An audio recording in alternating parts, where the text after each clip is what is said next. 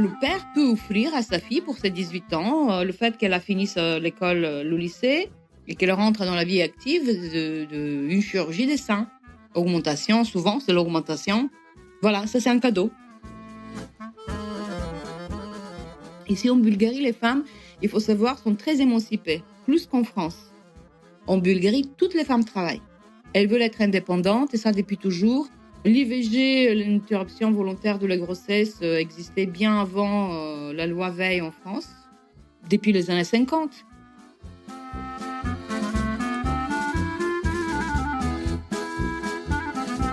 Cet été, je vous emmène en voyage à travers les continents pour aller rencontrer des femmes de toutes les cultures qui, elles aussi, traversent la ménopause.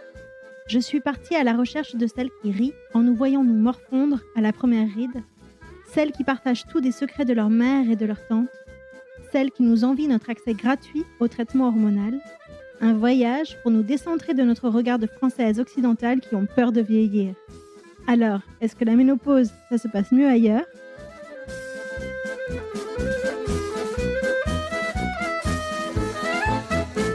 Bonjour Albena, c'est cool que tu aies accepté cet entretien, cette interview ensemble.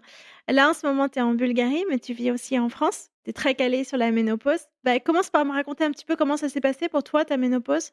Écoute, ça a commencé de façon très forte. Moi, je ne savais pas que je rentrais en ménopause et ça, normalement, on ne le sait pas hein, tant que ça ne commence pas. Ça a commencé avec une prise de poids, tout simplement. J'ai pris 8 kilogrammes en 2 mois et là, je me dis, mais il y a un truc qui ne va pas du tout, du tout. Je me rappelle même l'année, c'était en 2011, pour tout te dire. Donc, ça fait, il a 13 ans. J'avais 47 ans. Là, je viens d'avoir 60. Et pour moi, c'était un grand choc parce que je vais rien changer à mon alimentation, enfin rien de spécial. Il n'y avait aucune raison comme ça. Voilà, ça c'était la première chose. La deuxième, c'était une poitrine qui est devenue. Moi, j'étais toujours B, genre 90 ou 95 B. Et là, pareil, en espace de quelques mois, là, par contre, j'ai moins de repères parce que j'ai pas fait tout à fait attention comme avec le poids, mais je suis passée à E, donc aujourd'hui, c'est 90 E. Et après, j'ai eu beaucoup de bouffées de chaleur et de sueur nocturne. Pour moi, c'était une grande souffrance, n'exagérant rien, enfin, par rapport à tout ce qui peut arriver à d'autres personnes. C'est pas une maladie non plus, hein, on survit, hein, mais c'était très désagréable et une fatigue. Voilà, j'ai cumulé tout ça en l'espace de très peu de temps et pour moi, c'était un grand choc parce que je me traînais tous les jours, j'étais très fatiguée tout le temps. Je pensais même que j'ai une maladie, bizarre, mystérieuse qui faisait que j'étais très fatiguée. Donc j'étais voir, des médecins. On a fait toutes les analyses, qu'on peut faire et j'avais rien qui sortait comme quoi j'avais quelque chose et puis petit à petit, j'étais voir ma gynéco, en lui expliquant tout ça donc j'ai compris que et puis mon âge aussi, mais j'avais toujours mes règles parce que tu es en préménopause, hein, il y a ça. Tu avais des règles régulières ou irrégulières quand Ah même? non, non, non, j'étais en régulière, hein, non, non, tout était et c'est ça l'histoire parce que ménopause, voilà, ça veut dire la pause des règles, tu as plus des règles, mais en fait, la préménopause, ça peut être une période qui est très longue. Quand je dis longue, ça peut durer jusqu'à 7 ans.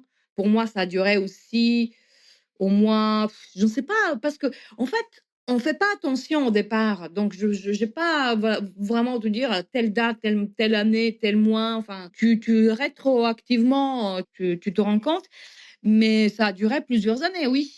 Je reviens sur ta poitrine qui a grossi, ça m'intéresse que tu reviennes là-dessus parce que moi j'ai ça en ce moment, mais ma poitrine elle grossit à un moment du cycle et ensuite elle redevient à nouveau petite. Et là tu me dis: «Je suis passée de bonnet B à bonnet E», c'était définitif ou tu avais aussi ces variations pendant le mois?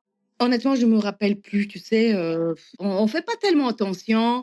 Même pour les règles, j'avais un petit carnet où je notais juste le jour et le mois où j'avais mes règles. Comme ça, moi, j'ai eu beaucoup de peur de ne pas tomber enceinte parce que stérilet, par exemple, j'avais mis 2 fois de stérilet et chaque fois je le perdais, c'est-à-dire que je le supportais pas, donc j'ai arrêté et la pilule, c'est pareil, c'est pas quelque chose qui m'attirait plus que ça parce que c'est hormonal et j'ai jamais été attirée par des choses comme ça. J'ai toujours pensé que c'est un truc bizarre que je mets dans mon corps, donc j'ai jamais fait ni les hormones à la ménopause, ni quand j'étais voilà. Et donc en fait, je ne sais pas, je peux pas te dire. Mais là, le fait est que j'ai une poitrine permanente depuis plus de 10 ans maintenant, qui est E et que te disent que jusqu'à là 10 ans, j'étais B quoi, tu vois? Donc c'est C'est quelque chose que tu aimes dans ta vie aujourd'hui ou qui te gêne? Ah non, non, non, j'aime pas du tout, j'aurais préféré garder ma poitrine B et puis j'ai beaucoup du mal à trouver des soutiens-gorge, enfin, les soutiens-gorge aujourd'hui A, B, C, D, E, je crois le E, c'est le plus grand ou F, je ne sais pas jusqu'à quelle lettre ça va, franchement et puis tu sais la circonférence et ben, c'est pas quelque chose qui est très adapté en fait. Moi, chaque fois, même j'ai des soutiens-gorge, ça déborde tout le temps en fait, je ne sais pas quoi mettre, enfin c'est une galère, hein, je trouve, hein. Il faut que je me fasse des choses sur mesure, mais qui coûtent un bras, donc bon, voilà. Donc je continue comme ça et puis j'ai commencé à mettre des brassières qui sont pas très sexy, mais qui te serrent pas et qui sont voilà, qui font un peu le job, peut-être pas autant qu'un soutien-gorge bien, et cetera, mais bon. Ça c'est un sujet, spécial. Ouais, je me demande s'il y a des femmes qui se font, retirer les seins à ce moment-là, c'est-à-dire, une réduction mammaire. Comme des femmes se font grossir les seins en général à partir de 20 ans, est-ce qu'il y a des femmes qui passent, au bistouri là-dessus? J'ai aucune idée. Aucune idée et moi je sais que je passerai jamais au bistouri, ni dans l'un ni dans l'autre sens. Ça c'est non, non, non. Mais ici en Bulgarie, parlons de ça parce que ici en Bulgarie, j'ai encore discuté avec ma sœur. Ici, on est début juin, tu vois? Fin mai, début juin, il y a ce qu'ils appellent les balles, en fait des balles des jeunes qui sortent de l'école, qui finissent l'école en fait et qui ont 18 ans et qui vont faire des études après ou travailler, enfin ils finissent l'école quoi. Et donc les pères offrent à leurs filles des seins. C'est dans la culture ici, un peu comme au Brésil. Au Brésil, par exemple, ils ont un rapport au corps qui est très libre, comme ça. Ils se font tout un tas de opérations esthétiques et chirurgicales. Ben, le père peut offrir à sa fille pour ses 18 ans le fait qu'elle a fini l'école, le lycée et qu'elle rentre dans la vie active d'une chirurgie des seins. Augmentation, souvent, c'est l'augmentation. Voilà, ça c'est un cadeau. Incroyable ce que tu racontes, c'est fou ça. C'est fréquent alors? C'est fréquent, oui, oui, ma sœur encore hier, parce qu'elle est allée, il y a quelques jours, à un déjeuner et moi je disais: «Mais nous, à notre époque, moi j'ai fini mes études ici, le lycée en 1982. 1982, on faisait des bals, ça c'est vrai. On avait toujours un cavalier, la fille cavalier, on faisait des grands bals toute la nuit et tout, mais on n'avait pas les déjeuners parce que c'était un dimanche, je sais pas quoi, les parents invitent, leurs proches pour un déjeuner et donc ma sœur après me disait: «Mais tu sais, il a beaucoup de pères, c'est surtout le père qui offre à sa fille, une augmentation des seins, enfin une opération ou diminution, j'en sais rien. Après j'ai pas cherché à savoir plus, mais voilà, c'est culturel, on va dire». Et sur la partie de la ménopause, comment ça se passe en Bulgarie? D'abord, est-ce que toi, par exemple, tu en as parlé librement avec ta maman ou avec tes sœurs? Entre guillemets, j'ai beaucoup souffert. Moi, j'ai eu tous les symptômes. J'ai eu tout, tout, tout moi et je continue à avoir bien sûr, là maintenant, j'en ai parlé, oui, j'ai demandé à ma mère et ma tante, à sa sœur, mais je disais: «Mais vous étiez ménopausée quand?» parce que je voulais chercher le lien, parce que moi j'étais ménopausée, je trouve tôt, tu vois? 47, 48, 49. La moyenne d'âge est 52, mais je pense que parce que j'étais affectée par mon divorce, émotionnellement, c'était un choc, ça peut être plus tôt aussi et elle se rappelait pas, elle disait qu'elles n'ont pas de symptômes, elle se rappelait pas trop en fait. Ouais, c'était un non-sujet: «Mais pourquoi tu nous poses ces questions? Mais qu'est-ce que c'est que ça?» Ma sœur, je lui pose les questions. C'est vrai qu'elle a des bouffées de chaleur, mais elle n'a pas grossi, ses seins n'ont pas augmenté. C'est pas quelque chose, je ne sais pas, la ménopause, c'est pas forcément génétique, en fait. C'est bizarre. Après, on a parlé de la ménopause, on était avec des amis l'autre fois qui parlaient tout à fait librement, qui étaient même intéressés par ce que je fais, qui me posaient tout un tas de questions. Ici, en Bulgarie, les femmes, il faut savoir, sont très émancipées, plus qu'en France. En Bulgarie, toutes les femmes travaillent. Elles veulent être indépendantes et ça depuis toujours. L'IVG, l'interruption volontaire de la grossesse, existait bien avant, la loi Veil en France. En France, c'est 1974, ici, depuis les années 50 et en fait, c'est Lénine parce qu'on était la 16e on disait qu'on était la 16e république de l'ex-Union soviétique. Lénine a établi l'IVG en Russie en 1920. Staline a aboli l'IVG en 36 et ça a été rétabli en 1955. Et comme la Bulgarie faisait la même chose que l'Union soviétique, c'était notre grand frère, pays grand frère, on faisait pareil. En Bulgarie, c'était quelque chose, voilà, les femmes faisaient de l'IVG, hein. Les femmes ont commencé à voter beaucoup plus tôt qu'en France. Les femmes sont très indépendantes, très émancipées ici. Donc elles n'ont aucun mal à parler de la ménopause. Aucun. Ce qui est drôle, hein, parce que tu vois, la France, c'est le pays des droits de l'homme, la grande révolution française de 1789. Ici, les gens se rebellent pas, comme en France, on n'est pas à réclamer nos droits et tout ça. Les gens sont beaucoup plus soumis. Et ça, il a des explications historiques parce qu'on était pendant 5 siècles, on faisait partie de l'Empire ottoman, de la Turquie et les gens sont très soumis, enfin, ils vont pas comme en France, on râle pour tout et pour rien. Ici, pas du tout, les gens sont beaucoup plus voilà, ils acceptent tout, mais en même temps, les femmes sont beaucoup plus émancipées, en fait. Donc elles parlent librement, il a la publicité tout le temps à la télévision pour des médicaments pour la ménopause.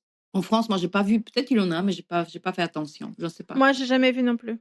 Tu vois, la publicité pour des médicaments. L'autre jour, j'étais dans une herboristerie parce que j'achète toujours ici des herbes médicinales et j'en ai vu aussi qui venaient de, je ne sais pas, l'Himalaya, enfin, avec des herbes.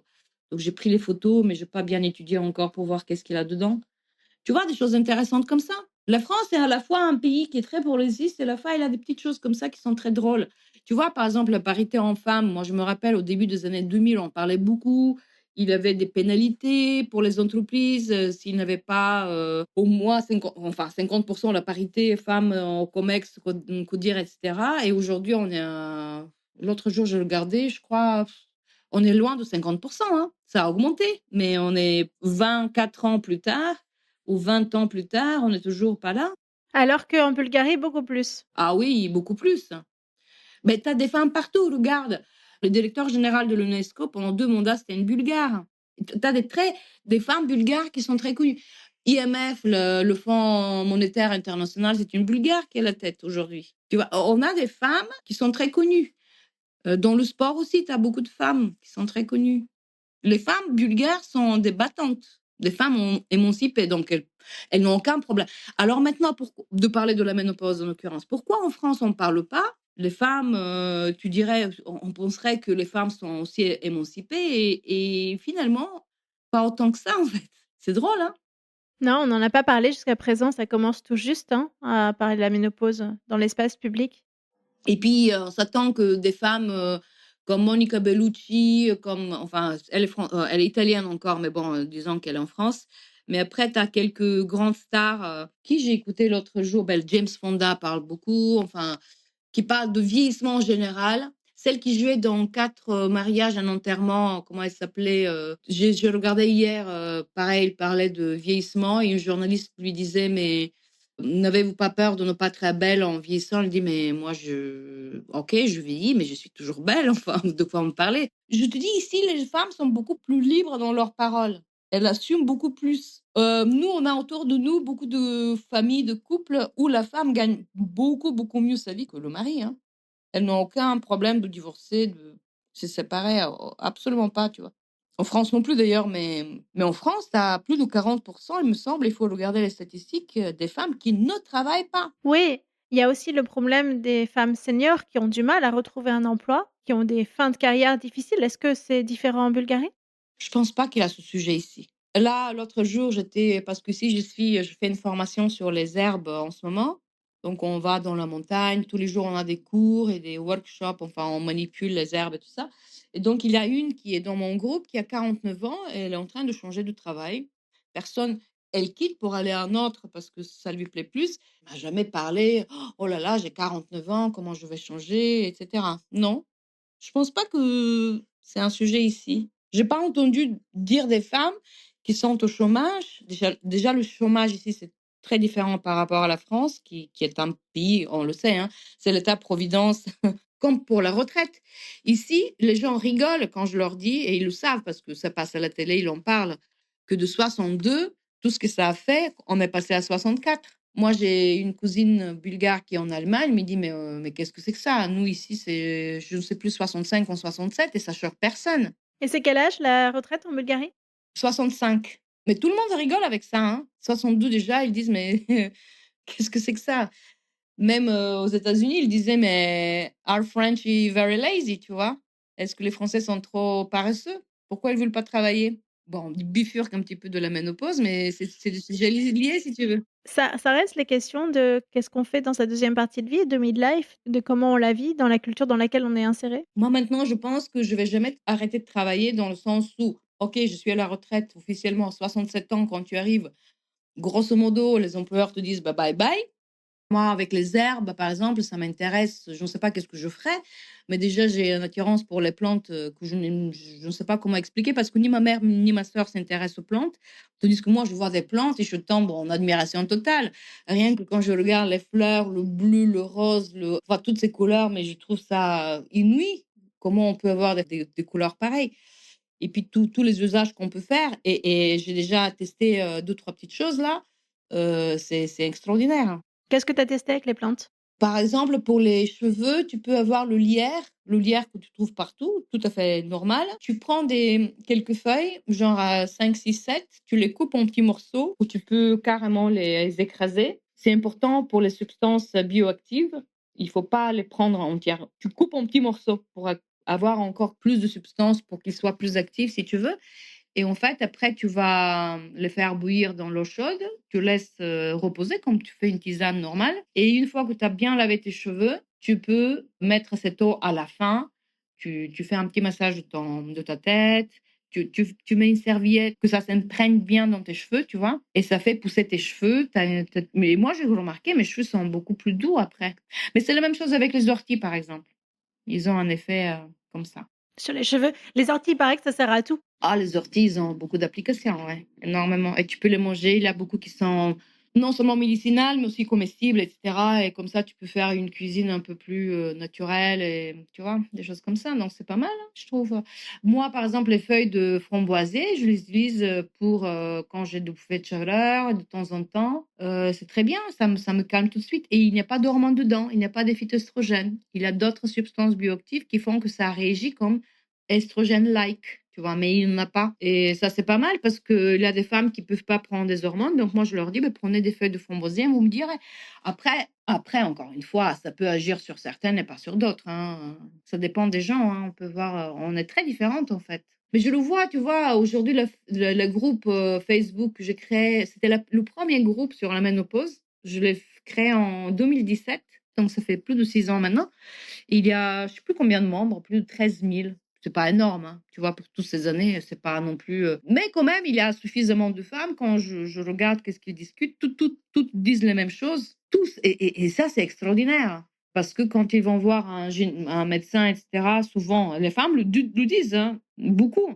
Ils vont dire, ah non, c'est dans votre tête. Non, non, non, il n'y a rien. Et ils vont te prescrire deux choses, soit des hormones, soit des antidépresseurs. Ça, c'est tout le temps, je le vois dans le groupe.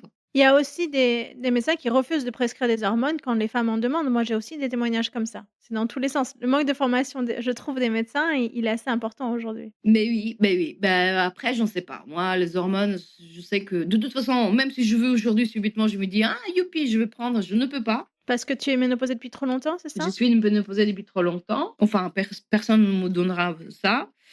Et puis, j'en veux pas parce que j'en sais pas, je mets un truc dans mon corps, j'ai pas envie, quoi. Non, j'ai pas envie, en fait. Mais c'est vrai que j'ai des copines qui prennent et puis des témoignages des femmes dans le groupe qui disent qu'ils sont complètement, bah, elles sont très bien, quoi. Ils disent: «Voilà, la peau tout de suite, tu as pas de bouffées, tu prends pas de poids», enfin, il a tous les effets positifs et au bout d'un certain temps, le gynéco dit: «Non, mais il faut arrêter maintenant» parce que pareil, il a 2 écoles. Certains disent: «C'est jusqu'à 5 ans maximum, tu arrêtes, après 5 ans, ben, tu retombes dans tous les symptômes» et là, ils sont complètement effarés.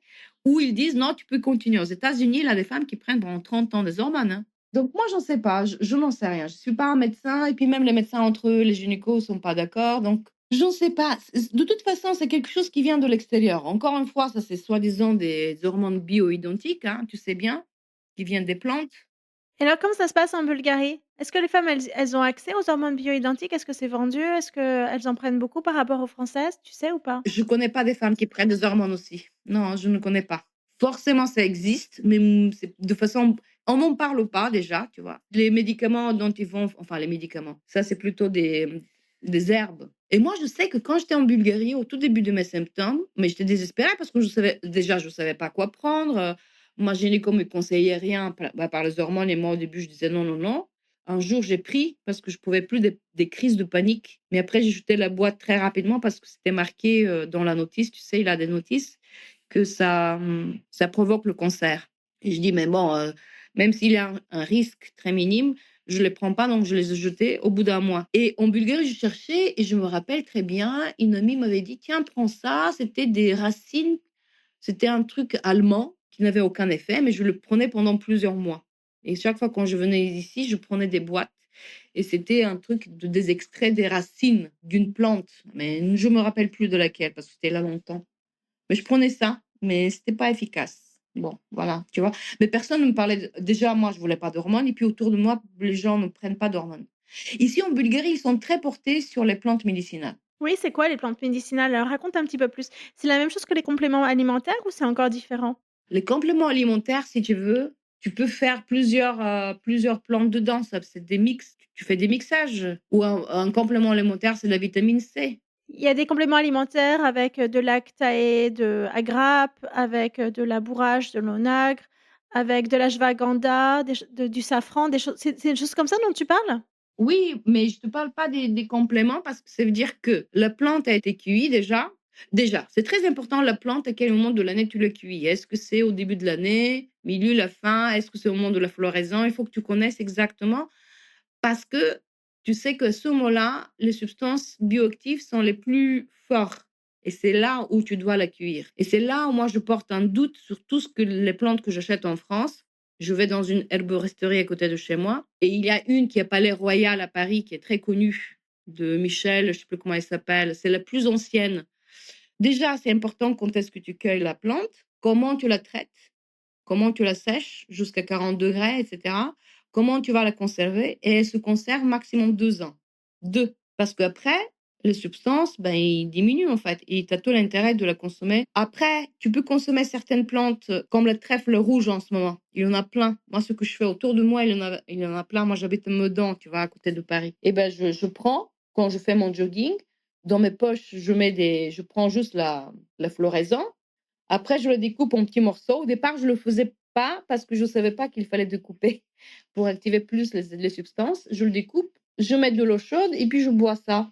Par contre, là, il y a des phytoestrogènes dans la trèfle rouge. Donc, les femmes qui peuvent pas prendre des hormones ne doivent pas boire la trèfle rouge. Ah, la trèfle rouge, après, tu peux la sécher et tu peux la garder. Mais il faut vraiment les consommer relativement rapidement. Il faut pas que ça traîne. Moi, à la maison, j'en ai plein. À mon avis, j'ai plein qui sont bien plus vieux que 2 ans, tu vois. Donc, je vais le garder. Quand je rentre, je vais les jeter, je pense. Ils sont pas bioactifs, c'est fini. Après, tu bois rien, en fait. Tu peux toujours te faire quelque chose. Comme le mari de ma sœur, là, l'autre jour, il m'a donné de tilleuls parce qu'ils n'ont pas d'herbe chez eux, bizarrement. Tandis que tous les Bulgares, ils boivent beaucoup, mais eux, ils sont pas très portés. Bon, et ben là, je lui ai mis plein de tilleuls et puis ça n'avait pas beaucoup le goût de tilleul. Je dis: «Mais tu les as depuis quand?» Ils se rappelaient plus. À mon avis, ils sont très vieux. La cueillette que tu l'as fait en ville? C'est pas, dangereux avec les polluants qu'on trouve en ville? Tu as raison. Ici, on cherche des lieux qui sont propres. Oui, bah, tu as raison, mais moi, j'habite à Meudon, soi-disant, c'est moins pollué. C'est effectivement, il y a des voitures qui passent. Bah, écoute, je l'ai fait, après je la lave et puis voilà, ben, oui, peut-être. Mais par exemple, nous ici, on a un cours, dans 10 jours, on va être à Sofia, la capitale, on va marcher et ils vont nous montrer toutes les plantes médicinales. Mais je pense que personne ne les prend dans la ville même parce que c'est un peu pollué quand même, il y a pas mal de circulation. Tout le monde va chercher des lieux qui sont propres. On était dans une montagne ce week-end-là, qui est dans le sud de la Bulgarie, qui est la frontière avec la Macédoine et la Grèce. Un partie de la montagne est en Bulgarie et l'autre, c'est en Grèce. C'est très beau, c'est très vierge, parce que comme c'était frontalier, c'était interdit au tourisme, c'était interdit vraiment aux visites. Ils ont ouvert ça depuis une dizaine d'années seulement. Et on a beaucoup des plantes même endémiques qui sont là, tu vois. Donc, c'est très intéressant. Tu sens cet esprit très authentique et très vierge. C'est drôle, hein? Moi, je l'ai senti, hein, c'était je dis: «Waouh, qu'est-ce que c'est?» C'est très pauvre quand même, mais il y a quelque chose dans l'esprit qui est très sympa, vraiment. Et là, ils ont des platanes. C'est le seul endroit en Bulgarie où tu as des arbres, des platanes, comme dans le sud de la France, en Espagne et cetera. En Bulgarie, tu en as pas, c'est que là. Tu as des platanes parce que c'est un climat qui commence à être méditerranéen. Parce que Thessaloniki, la deuxième ville grecque, est seulement de là, je sais pas, une centaine de kilomètres, pas très loin.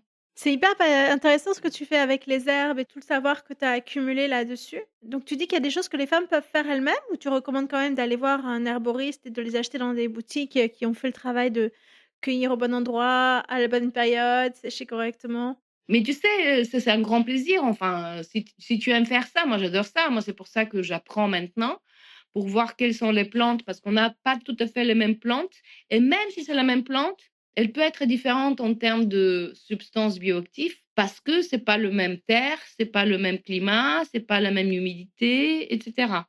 Donc moi, après, je ferai en France aussi des stages comme ça.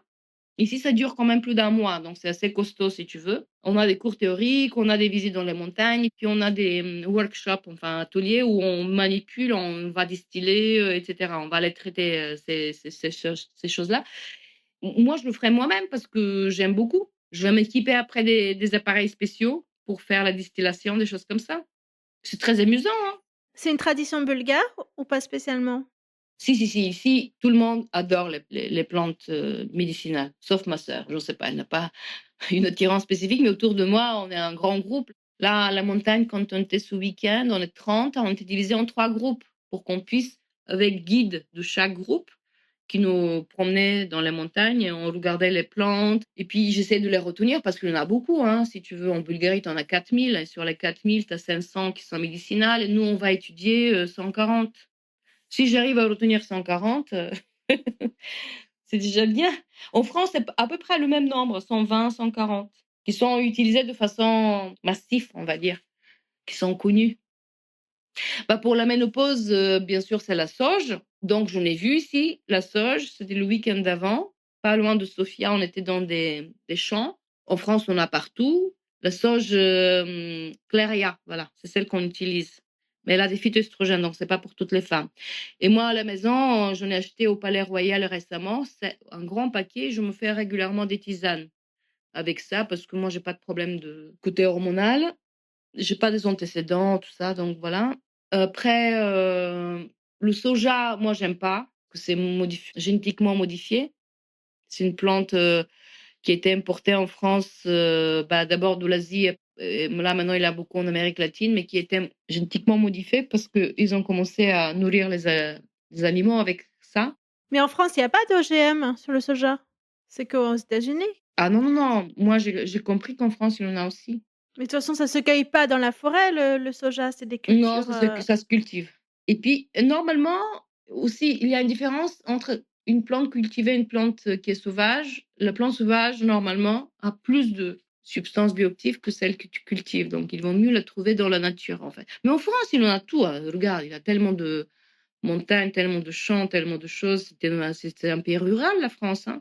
Tu as quelques grandes mégapoles, et, enfin, mégapole, c'est Paris. Après, tu as Marseille, deuxième, Lyon, troisième, et tu as une dizaine de villes. Mais la France, c'est un pays agricole. Hein. Première puissance agricole en Europe. Hein. Il faut pas l'oublier. Hein. Donc, tu peux trouver tout. Il a une richesse extraordinaire. Moi, je trouve ça rigolo de ramasser ses propres herbes. Je te dis, ils sont pas 36 000. Hein. Donc, pour la ménopause, il doit avoir une vingtaine, tu vois. Qu'est-ce que t'empêche de le faire toi-même? Et puis après, tu peux faire des tinctures mères. Je connais pas tout encore, hein, donc tu peux les sécher, mais tu peux faire aussi soit avec l'alcool, soit avec des huiles. Donc nous, on a fait l'autre jour avec du romarin. Ça n'a rien à voir avec la ménopause, mais romarin avec de l'alcool à 95 degrés. Et je l'attends maintenant 2 semaines, il faut que ça macère dedans. Et après, si j'ai des mal aux articulations, ben, je me fais un petit massage avec ça, par exemple. Et ça peut être utile. Tu vois, la ménopause, parce qu'on a beaucoup des douleurs aux articulations. Beaucoup de femmes le disent, et moi je l'ai eu là, maintenant ça va, mais j'ai eu des matinées, je me lève, mais tout me fait mal, tout mon corps me fait mal, mais c'est un truc de dingue, tout. Le dos, je marche à peine, les pieds, les jambes, enfin, les estrogènes impactent tout. Le système osseux, le système digestif, le système nerveux, le système endocrinien. Avec le système endocrinien, c'est tous les glandes qui produisent les hormones parce que, OK, il y a les estrogènes qui sont produits par les ovaires, mais les estrogènes sont produits aussi par la graisse. Et c'est pour ça qu'il faut, à un moment donné, arrêter de râler contre la graisse sur le ventre qui se pose exactement sur les ovaires parce que le corps est fait de façon intelligente. Il dit, voilà, bah, je te protège, je mets là un peu de graisse puisque tes ovaires ne le produisent plus. Et cette graisse-là produit encore des estrogènes. La graisse sur le ventre, elle est pas forcément mauvaise, elle peut être de la graisse viscérale, mais ça peut être aussi simplement de la bonne graisse, effectivement. Bah, elle extérieure, viscérale, c'est-à-dire elle est à l'intérieur. C'est cette graisse qui est mauvaise parce qu'elle entoure les organes. Ça, c'est les hommes qui ont ça.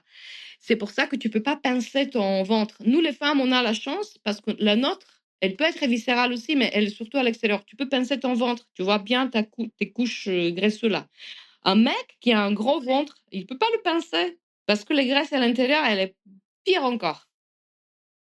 Alors toi, ta vie, comment ça s'est passé? Tu m'as dit que tu avais vécu un divorce à 47 ans et que ça avait probablement renforcé les symptômes de la ménopause à ce moment-là. Moi, je constate effectivement qu'il y a beaucoup de ruptures de vie au moment de la ménopause chez les femmes parce que, elles cherchent à se rapprocher d'elles-mêmes, à être plus justes avec elles-mêmes et à se réaliser pleinement. La fin des règles, c'est le moment où on se reconnecte à soi-même et on décide pour soi. Est-ce que toi, tu as vécu ça aussi? Déjà, mon divorce, si tu veux, moi, mon choc émotionnel, c'était à 41 ans quand mon mari m'a annoncé qu'on devait se séparer et tout. Et là, j'étais en dépression pendant 2 ans et c'est ça qui a déclenché la préménopause, en fait, je crois, qui se déclenche pas à l'instantané, on est d'accord, parce que chaque chose prend son temps. Elle s'est déclenchée, je pense, je sais pas, 2 3 ans après et puis à 47, c'était vraiment le pompon. Mais oui, oui, oui, ben moi, si tu veux, je viens d'un pays, ex-communiste. Pour nous, la religion, c'était l'opium pour le peuple, donc on n'allait pas à l'église et mon père était, communiste. Tout ce qui est spirituel, on parlait même pas, je savais même pas ces choses-là. Bien que j'ai toujours été attirée par les choses mystiques, moi, toujours par la mort, par les fantômes. Je faisais venir des fantômes à la maison avec des et d'ailleurs ça bougeait, hein. C'est-à-dire qu'on posait des questions et avec des vers, on fait ça en France aussi je crois, les vers qui bougeaient par elles-mêmes, ils nous donnaient des réponses parce qu'on mettait des lettres et des phrases, ils faisaient des phrases, enfin j'ai toujours été attirée par ça. Comme je suis scorpion, les scorpions en général sont attirés par les choses mystiques, mais pas spirituelles. Voilà. On peut dire que le mysticisme est spirituel puisque tu communiques avec les esprits, donc spiritus, c'est esprit. Et donc, quand j'étais en crise comme ça, bah, j'ai commencé à aller à l'église, naturellement. Et bah, depuis, j'adore aller à l'église. Moi, j'étais baptisée orthodoxe. Normalement, je ne dois pas aller à l'église catholique, mais je m'en fous, j'y vais quand même. C'est le Christ. Et puis bon, et après, j'ai fait pas mal de choses, mais je trouve que, parce que j'ai trouvé que le fait que j'ai pas la foi, j'ai pas la religion, pour moi, même si je n'étais pas baptisée orthodoxe, mon père l'a fait ça au début des années 2000, après la chute du communisme. Donc, subitement, il l'a fait parce que c'était un peu la mode, même à ce moment-là, les gens y allaient comme ça, mais pas tellement par la foi, mais par un effet de, voilà, un effet de mode, on va dire. Et l'église, j'ai toujours trouvé que quand tu es dans une période de crise, c'est bien d'avoir quelque chose auquel tu as la foi. Moi, aujourd'hui, si j'ai un problème, je parle avec pas avec Jésus-Christ, mais avec un gourou, on va dire, quelqu'un qui est décédé, qui a créé beaucoup de choses, qui est d'origine philippine. J'ai des photos de lui autour de moi et si j'ai des choses, je lui parle et je trouve que ça t'aide en fait. Voilà, ça paraît un peu, comment dire, allumé, je sais pas quoi, mais c'est comme ça, hein, ça m'aide moi. Et toi, tu fais du yoga? Je faisais beaucoup avant, mais là maintenant non, je fais pas. Je fais les 5 tibétains, c'est des exercices qui sont très bien et puis d'autres exercices pour mes articulations qui font partie de quelque chose de prana healing. À Paris, il y en a. Bah, cette personne, Master Choa Kok Sui, le philippin, c'est lui qui a créé tout ce mouvement. Il a puisé dans des connaissances très anciennes, bien sûr, qui viennent de l'Inde. Tout vient de l'Inde. Enfin, l'Inde, c'est le pays de Ayurveda, de yoga et tout. Et donc, lui, ça, c'est l'énergie, tout le système avec les chakras, le fait que nous avons plusieurs corps. Nous avons le corps physique, mais on a un corps éthérique qui a 20 centimètres. Et c'est pour cela que, par exemple, tu as un doigt coupé ou une main, un bras, enfin quelque chose de coupé, ben, tu le sens toujours parce qu'il reste dans le corps éthérique. Après, bien sûr, tu as le corps astral où sont cumulées toutes tes émotions. Après, tu as le corps mental où sont tes pensées, parce que où sont tes pensées? Eh bien, ils sont là, dans un corps mental. Après, tu as le corps causal, ça c'est tes vies antérieures, et après, tu as le corps bouddhique, etc.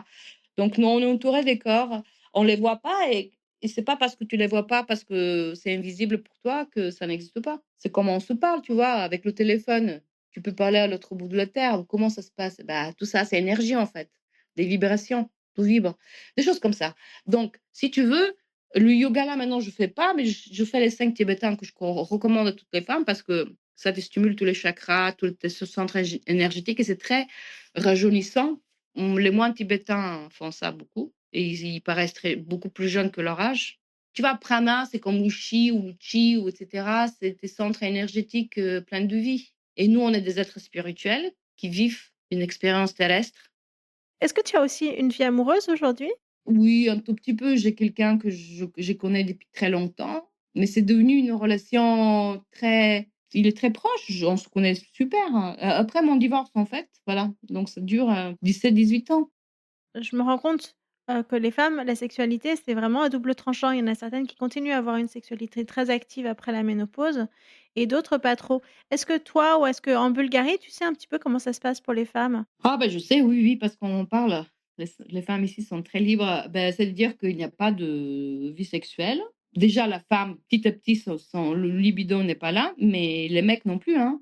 C'est l'andropause, donc c'est pas très joyeux tout ça, mais c'est un fait, c'est comme ça.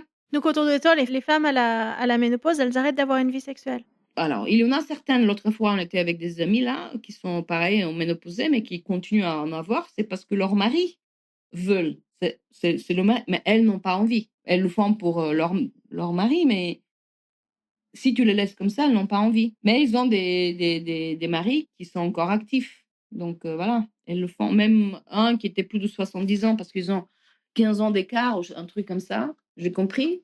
Et ben non, ils continuent, donc ils sont actifs, etc. Donc elle le fait. Peut-être pas avec la même fréquence. Là, on n'a pas parlé de la fréquence, mais en France, regarde, ils le disent dans le groupe, beaucoup de femmes. Tu as la sécheresse. Bon, après, pour la sécheresse, il a des solutions. Sécheresse vaginale, j'entends.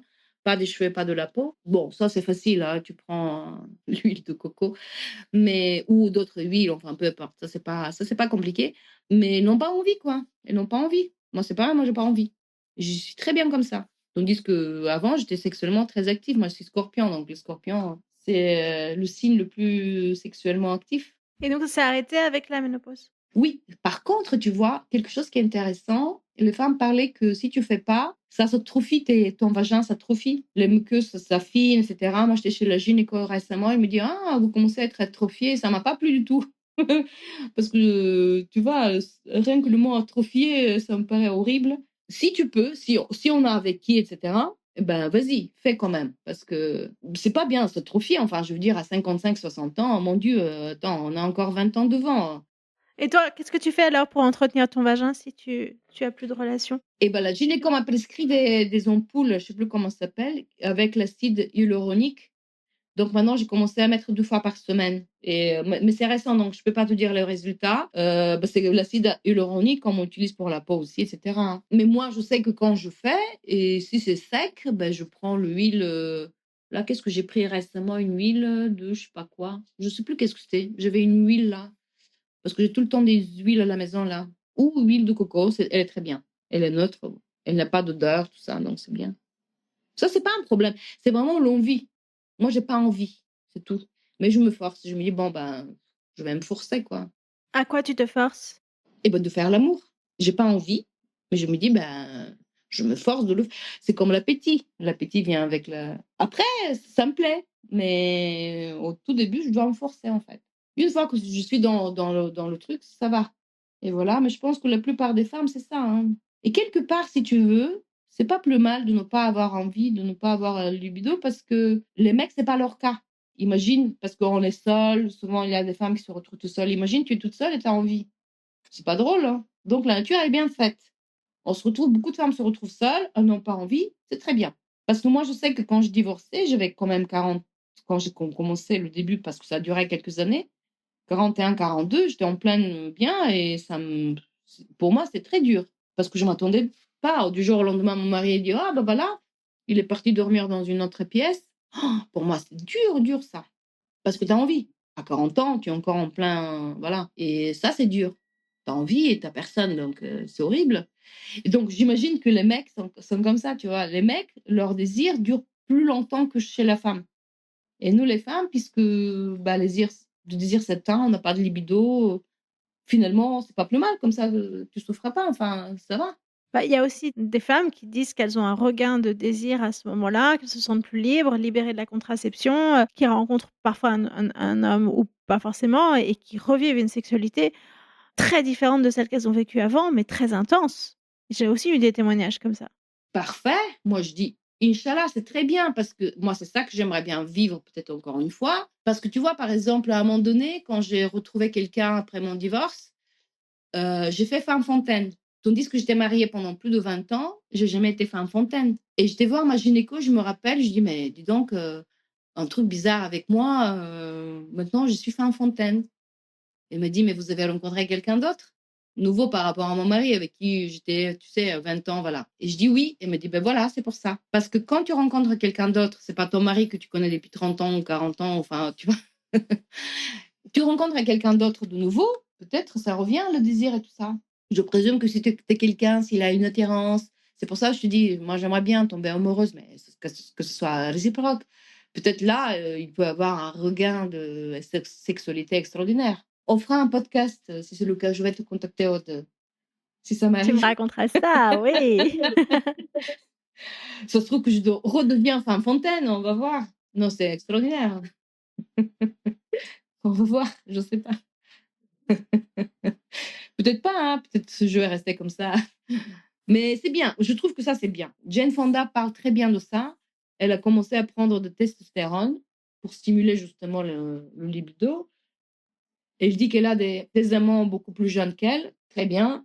Et voilà, la vie continue. Hein. Je veux dire, que tu as 60, 65, 70, on s'en fout. Tu peux vivre encore plein de choses intéressantes. Écoute, merci beaucoup pour cette interview. De rien, Aude. Merci à tous pour votre écoute. Si vous avez envie de prolonger l'expérience, vous pouvez vous abonner à ma newsletter. C'est mon espace caché pour penser au calme. Vous trouverez le lien dans le descriptif. Et puis aussi, j'adorerais que vous veniez me dire ce que vous avez pensé de l'épisode. On se parle sur Instagram ou sur LinkedIn, c'est comme vous préférez. J'ai hâte de vous entendre. À très vite.